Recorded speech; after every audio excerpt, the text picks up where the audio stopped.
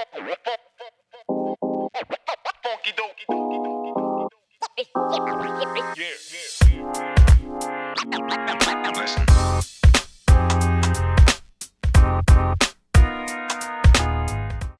friends, and welcome back to the Pressure to Passion podcast, redefining your life after trauma. I'm your host, Miss D May, and today we'll be talking about finding your tribe, the power of supportive communities, and celebrating your small wins. I am joined by the incredible Jay Davidson. Jay has a love of storytelling through music, film, and literature. Is a content strategist and has commissioning experience in media, broadcast, and various other mediums. Her most recent project has been the Bob Marley One Love film. So I am super excited because she's my friend and fellow myeloma warrior. So welcome, Jay. How are you? Thank you for coming. You're so welcome. Listen, before we get into it, because we're going to have a nice conversation right now. Before we get into it, I've got some quick fire questions for you. Oh gosh. You didn't tell me about this part. There's a lot I will tell you. I haven't told you anything. We're just gonna do it. We're just gonna do it. Okay. Okay. What is your go-to karaoke song when you're feeling adventurous? I hate karaoke. Do you not ever do it? No. Never? No. You've never done karaoke? No. Not even? No, Oh, what's the one? No, you I see? am lying. I am lying, but I really go, when people say karaoke, I really don't like it. If you had to choose a karaoke, if under duress. I love a bit of Whitney. Okay, so Dance with somebody. It's It's such a you see, you try not to say it. one of those ones. No, but I'm not going to do I Will Survive. That's just no. Any Whitney song. Any Whitney song. Yeah, I'll butcher it, but I'll do a bit Whitney. I'll butcher it too. All right, okay. So what is the weirdest talent or skill that you possess that nobody really knows about? I'm really interested to hear. I wanted to know this. That nobody knows about. That nobody really knows about. Something you don't talk about much. I don't talk about the fact that I speak French fluently. See? I did not know that. Vous savez pas, je parle français. That is well sexy. I'm going to make you speak French more often. And then we're going to go to Paris. Absolutely. Yeah? I'm going soon, actually. Are you? Yeah. Am I invited? I've just invited myself. Well, we'll talk. Yeah, okay, cool. If the dates work. Yeah, if the dates work, we can make it happen. Right, let's get into it. But I want to talk to you and I want you to tell me about life with Jay before myeloma. What was your life like before the diagnosis? Immediately before? Just what were you doing before? Before? Like years before? Years before. Well, I was working and enjoying my life. Mm-hmm. You know, I was very social. I was travelling. I was working at the BBC in the sort of 8 years before. I was working at the BBC. I had launched One Extra as a launch manager, was One Extra's brand manager for 4 years. Yeah, and then, so I was working in, and then I moved over into television, going out a lot. Partying, social butterfly. But I was also making it work. I was tour managing with, I was to look after Tony Masseron. He's a dancehall DJ. So I was his driver, What was that like? Mental. Made lots of stories, I'm sure. Yeah. Tony was funny to work with. So so there was that, and just living my life like any carefree, happy person is. Yeah, does. Yeah. And then.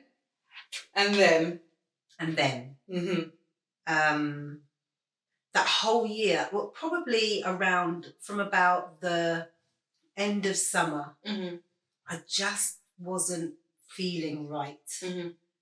And I couldn't figure out what it was. And the GP had no idea what was going on. And my body just didn't feel right. And I was getting pains that I couldn't explain. But I kept putting it down to yoga because I was a big yoga practitioner. So when I was having issues and pains in my back. You thought it was yoga related? Yeah, because I'd push it. I'd go for it in yoga sometimes. And there was I'd do challenges where I do every day for 30 days, hot yoga Wow. challenges and stuff like that. So I was a regular practitioner and I was doing weights. So I was thinking, did I do something in the gym? Did I overextend myself in a class? I definitely did not think that it was anything serious at first. So what made you go to the doctor? Because you said your GP. I was going to the doctors, and all they were doing was giving me painkillers. And not really looking at root causes, even though my doctor was always saying, you're always so healthy, because I do regular checkups. So I was very health conscious. You did the well women stuff and all that? I was I was just very conscientious about what I ate, and I was a yoga practitioner. So everyone saw me as this healthy person, including my doctor. I remember going for a checkup and he's like, what do you do? You're always so healthy. Everything, I was healthier than my GP. Most of us are, to be honest. Most of us are, yeah. To brag about. But I was never somebody who was sick. And in hindsight, they never even thought, this is unusual for this person to be coming into the surgery so often, because she's never sick. This is the same doctor now seeing me and not questioning, hold on a second. You've been here too often. You've been here too often. They just kept giving me painkillers, and then the painkillers just got stronger and stronger to deal with the pain. So they weren't any good, to be fair, to be honest. And then I was speaking to one of my darling friends, Kelly. Kelly is a PT. And I said, Kels, I think I've done something to my back, What do you reckon? I don't even know what I was asking her, because she's looked at me, she said, would you just go and see someone about it? Because she said, I can't tell you the amount of times where my clients would try and self-diagnose.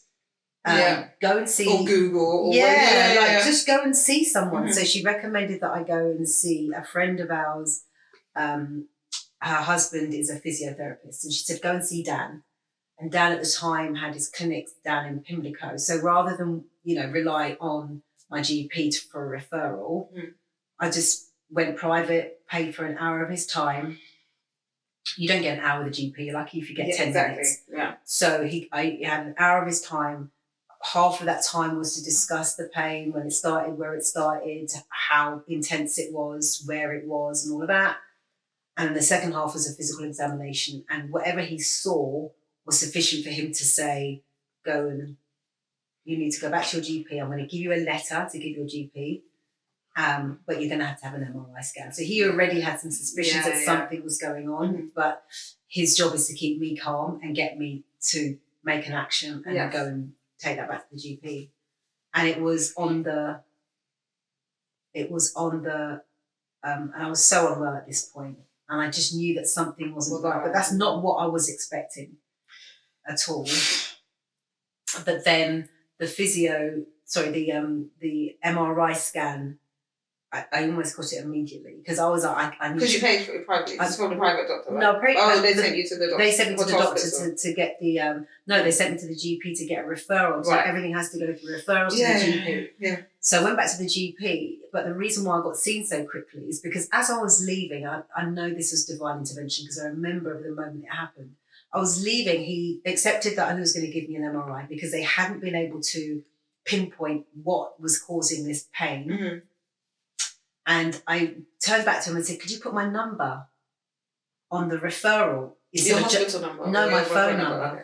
Because otherwise you just get a letter. It goes through the system, and then you get a letter 3 weeks' time for an appointment in 4 weeks' time, or nowadays it'll be an appointment in however months. Mate, I'm still waiting, but that's a whole other story. So I said to him, put my number on there. And 2 days later, I got a phone call from the referral service, which wouldn't have happened if I had not. And she said, we've got an appointment for you at the end of January. And this was a week before Christmas. I was like, I can't wait that long. I'll go in. I was too much. I was in so much discomfort at that point. I said, I'll go anywhere. Tell me where to go and I'll go there. It doesn't have to be my local hospital, whatever. Do a London-wide search. And so she found an appointment for me. She said, can you come in tomorrow? I was like, yes. And that was in Harley Street at an imaging centre down there. So within a day, I got a phone call from the GP saying that we need you to go straight to A&E, because we found something that needs further investigation. And the words you don't want to hear, pack a case, pack a bag, because you're going to be admitted. Yeah. How did you feel at that time when you heard that?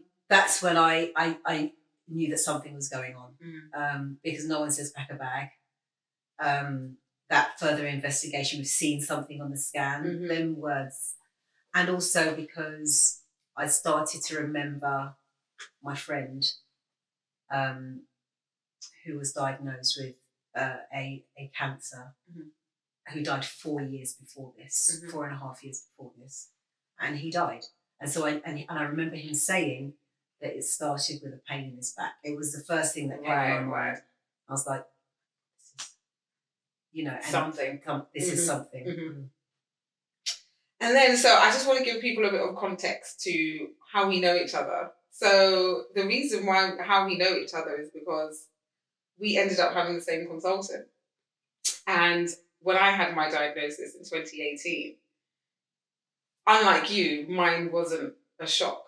I knew that I had this pre-existing condition, which we call MGUS, and I had been monitored for years. At this point, it's probably about 4 or 5 years now at this point, to the point where they're like, okay, so yeah, it's going to develop into myeloma. I didn't even really pay much attention to it. But we ended up having the same consultant. After 4 or 5 years, I got the news, however you want to call it, that it had progressed into myeloma. And my consultant, Dr. K, mad shout, Dr. K. Mad shout, Dr. K. She says, oh, Denise, you're so young. Because this is not generally a young person's disease, is it? We're rare. Yeah, we're rare. We're rare. One of the youngest people in the clinic. She said, there's this person I want you to meet. And I'm like, yeah, okay. At that point, I just really was just taking on, just dealing with it myself. Yeah. And just absorbing and trying to figure out what is happening to my life right now.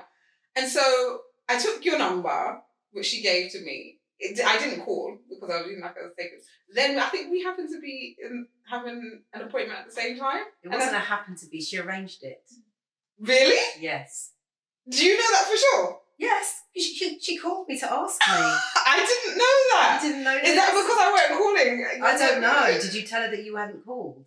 Well, she kept asking me. Right, so she called me and said, I have a patient that I'd really love you to meet. She reminds me so much of you. Yeah.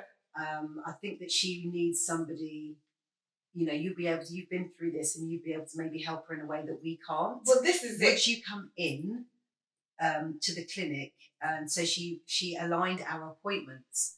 That is crazy. So I knew that when I came in, I'd be seeing you that day. So you knew and I didn't. And that is so crazy. So I was there with my whole tribe, isn't it? So I was sitting in the waiting room, and then she said, "Yes, Jay, come in." So I knew I was coming in. Wow, I did not know that. Okay, so that happened.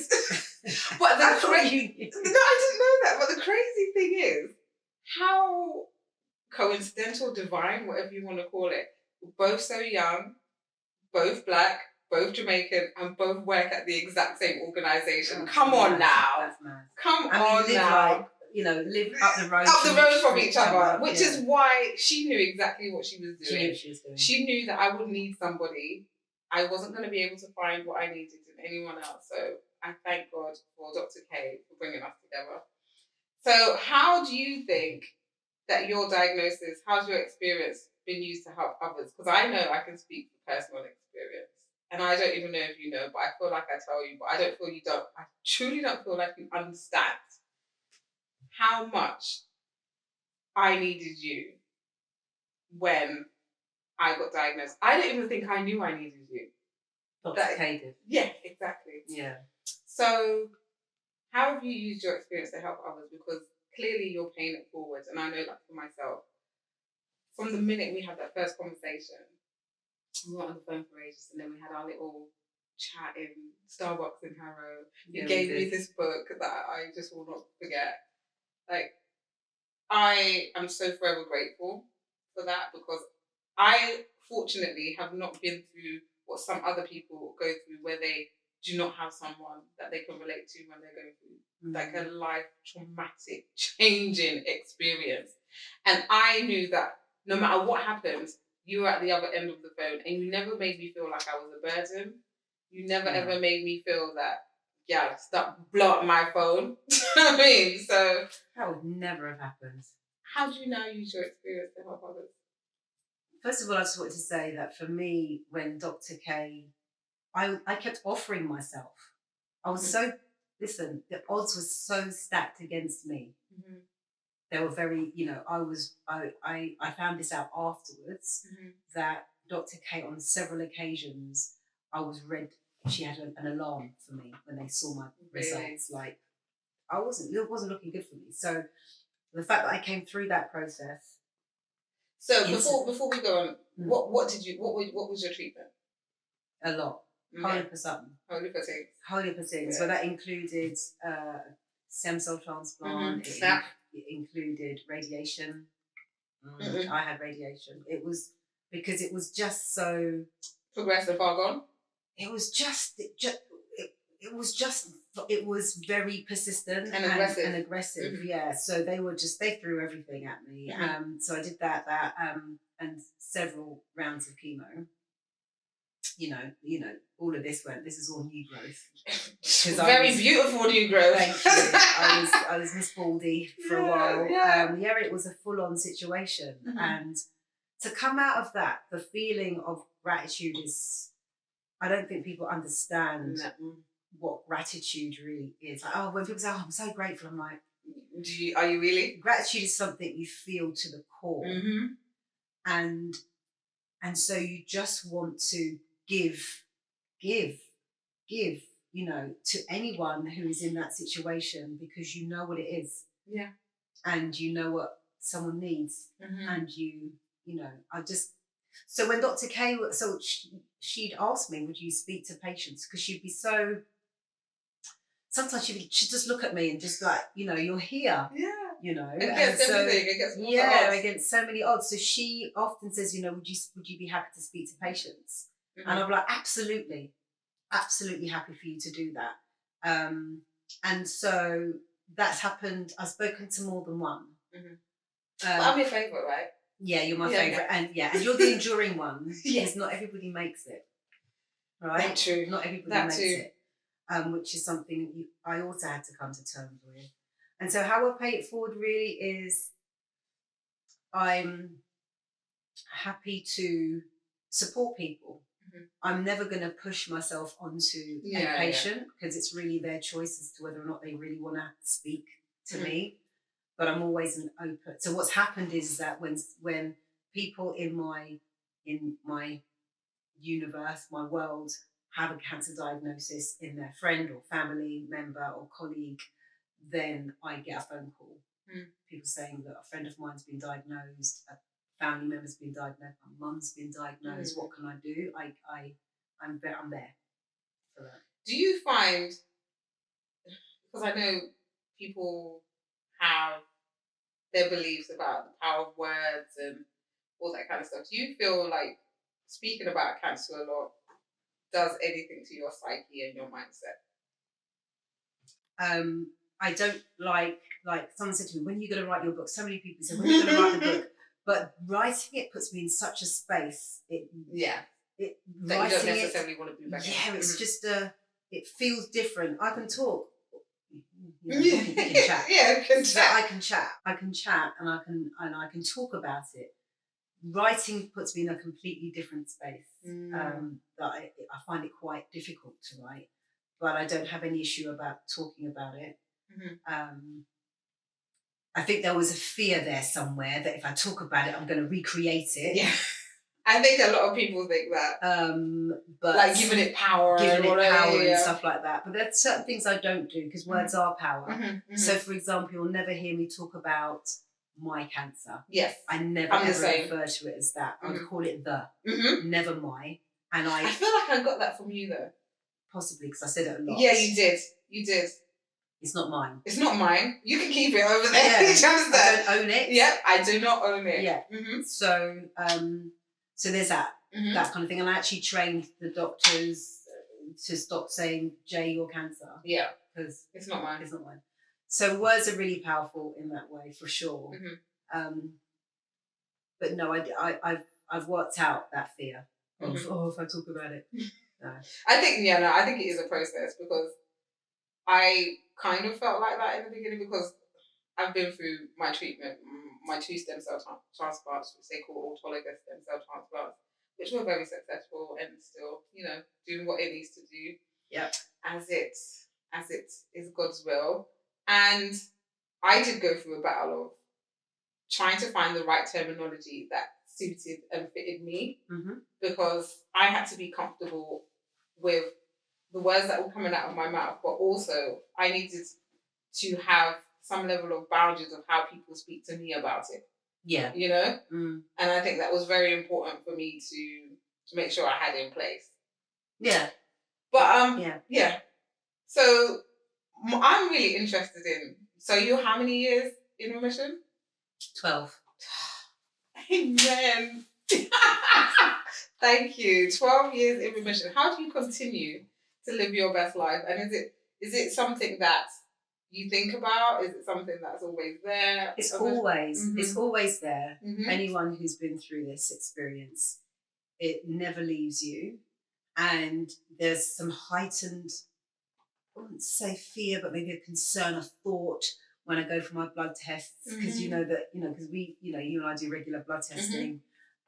So it's there and you think, but I'm very matter of fact. I'll say to Dr. K, I'm like, doctor, and even any of the registrars, I'll say, that body doesn't exist anymore. Because the body regenerates, every 7 years? Do you know what I mean? It's regenerates different cells, it's different everything. I was like, we're 12 years in now. Yeah. I'm almost through my second body since then. Do you know what I mean? I love so it's not the same much. body. It's not the same body. It's not the same mindset. Yeah. I'm not the same human being that got sick. I do. I take a lot of that from you.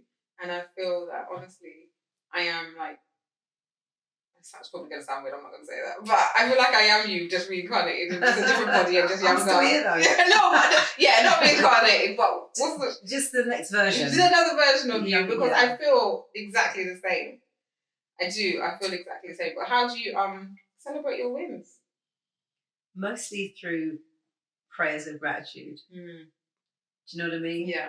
And not just celebrating wins, but also going back to really it's gratitude. So, for example, I remember there was a time when I went for a role and somebody else got it. Yeah. Or in fact, a role, or someone was given a role, I should say. Okay. Someone was given a role that I knew that I would have applied for had I known there was an opportunity there, and it didn't happen. I was so upset at the injustice of it. Yeah. And I spiraled into this real upset about it. And how I pulled myself out of it, I had to have a word with myself. And I said, Jay, take your complaint and go and talk to Jay of 2011 and tell her what your problem is. And perspective. What will she say? Yeah. What will she say? Do you know what I mean? But you had the power and knowledge to know that that's what you needed in that time. A lot of people don't get that. That awakening. People don't understand. Trust me, when I was going through that process, I didn't just sit down and be a patient. Yes, because there's a certain part of your life. When you're going through this, when you go through that process, for the most part, you're not working. So I spent a lot of time working on myself. And so one of the things I was very aware of is self-talk, the kind of conversations you have with yourself on autopilot, like a radio station playing this off-key radio program in your head. I'm very aware that what negative chatter can do. Yeah. So I, when your life depends on whether or not you've got negative chatter going on, you learn how to monitor the thoughts in your head. So when I find myself, I understood so much because I studied so much about the mind, feelings, emotions, and how that can have an impact on your body. And because I knew that I wanted to survive that experience, I knew that I had to work with my body on a cellular level, and that includes how I think. Yeah. Because it's so important. I mean, when people talk about diet, I'm always like, diet isn't just about your food. No. Diet is everything holistically, what you take into your body. It's what you eat, it's what you read, it's what you watch. It's the people you surround yourself with. It's everything. All of it. So I'm so happy about that for you, because I don't think, had your mindset not been in the right place, that you would be this radiant person that you are today. Thank you. I don't think it's possible to do any of that without. I mean, this is the simplest terms, and people ask me, "How did you do it?" Which is such a massive question to ask somebody. But really, if you strip it out, you really got to look at your mind, your body, your spirit, because we're three-dimensional people, beings living in a three-dimensional world, which relies on five senses. If you deal with your mind, meditating, watching great content to uplift your soul, or whatever. But then you're not feeding your body great food, and you have no divine connection whatsoever, and you think you're in this on your own, then that's what your mind is not going to get you there. Absolutely. Right? And if you just think that, I'm just going to sit and pray without taking any action on the insight, or not taking the cues that you're shown, ways to go and people to speak to, and you don't take any of those insights that come to you, then you can munch as many I know it is. Matcha pills or whatever it is. Green tea, matcha. It's not gonna work. You know what I mean? And you take wheatgrass shots. You can do all of that, but if you have no divine teaching, if you've got no connection to spirit, it ain't gonna happen. It's not gonna work. It's not gonna. And if you're doing all of those things, but you're eating McDonald's again and drinking coffee and fizzy drinks, not gonna work. So it's a combination of all those things. Gosh, as we just were talking about that, do you remember what you bought me in hospital? Well, technically it wasn't hospital, it was my hotel room. It's your hotel room. I love the fact I didn't get. You didn't get that. I got a hotel room. Hospital. Although I have to say that my hospital was that they'd refurbished that floor. Okay. And I did have an ensuite and a flat screen TV and all sorts going on in my room. We're not glamorizing this, people, but I was in a hotel and your environment was a bit nicer than mine. I think it helped to a conducive healing process, though. Definitely. And so yes, I remember what I brought you. I brought you some juices, didn't I? Yes, I think I had some beetroot juice. Big up, David. My French juice man. Yeah, Big up, David. You had you had a beetroot, yeah. I think he gave me ginger as well. I was heavily on morphine by then, I think. I brought you a green and a red. Okay. Yeah. But I lost my train of thought because I was going to talk about something. Sorry, yeah. So I remember about not long after my first transplant, probably a few weeks actually, I was in the gym. Mad, I know. So I had a physiotherapist. Wow. Yeah. So I had a physiotherapist, which hoping that she'll be on it. And I had a physiotherapist and we had to set goals. She goes to Denise, right, what do you want to do? Tell me what your goals are for the 3 months post-transplant. You want to hear my 3 goals? Oh my gosh, what was it? My 3 goals were to be able to go back to salsa class. Okay. To go horse riding. Horse riding? And to be able to finish a complete spin class. Those are my 3 goals. So she said to me, Denise, Denise, after your stem cell transplant, you want to horse ride, spin, and salsa. I'm like, well, why am I setting my goals small? You asked me what are the things I want to get back to. In 3 months, though, babes. 3 months. That's okay. But can I tell you? What happened though? What did you achieve? In 6 weeks, I was spinning. Go on. In 2 months, I was horse riding. Yeah. Dr. Kano, you were on a horse. I don't know if I told her. No, she would have lost her mind. And then it did take me a little while to what was the other one? Finish spin class. Salsa. Did you do salsa? I did salsa, and I recorded everything, and I have it recorded, and I kept sending it to my PT. My point is, I was in the gym because I had to. When I tell you I was determined, because I was always a gym buddy before. I saw one of my friends in the gym, and they were like, "Hey, Bundy, you look good." I was like, "Yeah, I'm good," because I ain't seen you in the gym for a while. There, I said, "No, I've been in hospital."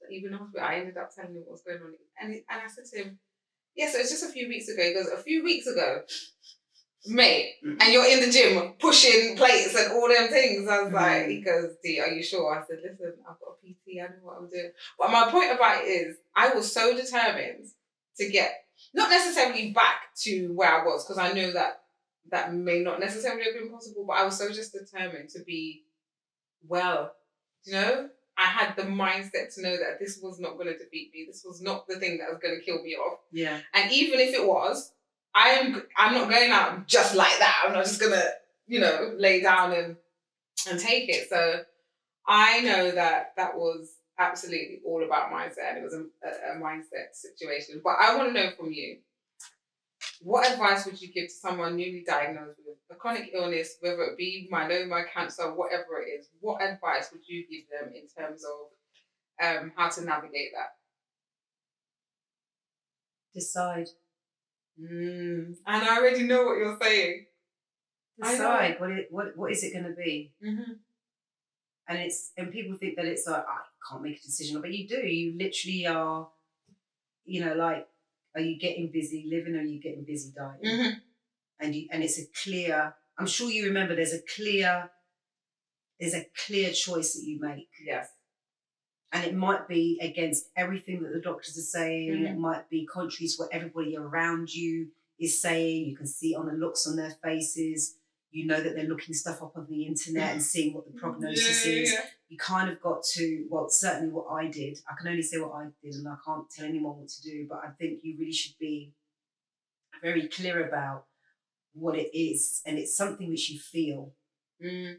And once you commit to that outcome, yes, truly, then all the help that you need will come. The right people, the right conversations, the right medical professionals, the right information, the right chance meetings. Do you know what I mean? Or not so chance. Set up ones. Or set up meetings. But but the thing is that even though you hadn't made the phone call, mm-hmm. because you'd already made the choice of what you were going to do, then that was the opening that Dr. Mm-hmm. K needed to say. For the alignment to happen. Mm-hmm. For the alignment to happen. Sometimes it's not you that's going to do the aligning. Mm-hmm. The alignment comes from somewhere you weren't expecting it to come from. But it'll be there because you can't do everything. And I learned that the hard way. Yeah, so did I. Even just changing my sheets. Wow. I couldn't do. Yeah, there's lots of things I couldn't do because your body is so weak. Exactly. Oh my God, I just remember being so weak. I remember going to meet my mum. She was at my cousin's wedding reception, but it was in our neighbourhood. Mm-hmm. And it's a walk. It was near my old school. It was a walk that I would do with ease. I know, yeah. I remember halfway through the walk going, this is really hard. Breathless. And I didn't have my Oyster card. I didn't have nothing to get on the bus or I didn't have my phone. I didn't know what I was doing. I couldn't call anybody. Mm-hmm. I didn't have any money on me. I just left the house. Like, I'm going to walk. Yeah.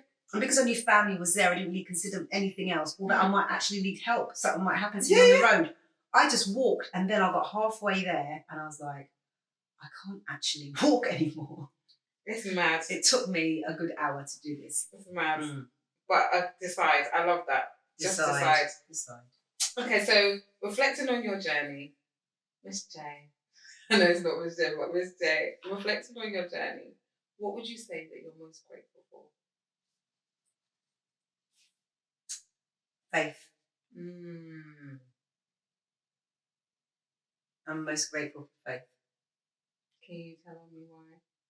It's not something you can buy. Mm-hmm. It's not something you can. It's just there, mm-hmm. right? And the faith in my life and me coming through the other side is what powered everything else. Mm-hmm. You know what I mean? Yeah. I 100% understand. Without faith, none of it would have been possible. None of it. Get you. So I'm very grateful for that. That's the most important thing. I'm grateful for you. And on that note, thank you for being here. But before you go, I have a question for you. Okay. And this should be easy for you considering your background in music and everything. Okay. So music is in my DNA, right? And if you were to describe your life in 3 words, or have 3 songs that represent your life or that will describe your life, 3 songs. I am doing the Pressure to Passion playlist. I'm asking all of my guests, what would those 3 songs be so I can have them on my playlist? I can show you I have a thank you God playlist on Spotify. So they're kind of gospel-y, those songs. Well, no, there's a Raphael Sadiq. Oh, gosh, I don't know the title. I feel like every guest finds this challenging. No, do you know what? Because I know the song. I know the song. And if you could we can revisit this. What are your 3 songs? Come on. You said. So I Smile. Yep. Kirk Franklin. Mm-hmm. Never Could Have Made It. Mm-hmm. Marvin Sapp. Yeah. And then Slippin'. DMX. Really? That is a curveball. We've had no real hip hop on that. Yeah, I know. So, well, thank you for that. And thank you for being my amazing guest today. And thank you for sharing with everyone. You shared some really incredible gems. And I'm hoping, and I know everyone got some value. I did. I hope so. I did too. So thank you everyone for tuning in to another episode of the Pressure to Passion podcast. Tell people where they can find you, Jay. Nowhere. Don't come find me. Nowhere. Okay, no, but seriously, where can they find you? Seriously, I'm on LinkedIn, Jay Davidson, and I'm also on Instagram. I'm Lady with Gratitude. Thank you for tuning in to the Pressure to Passion podcast. Don't forget to do all that good stuff. Like, subscribe, share, and until the next time, take care and God bless.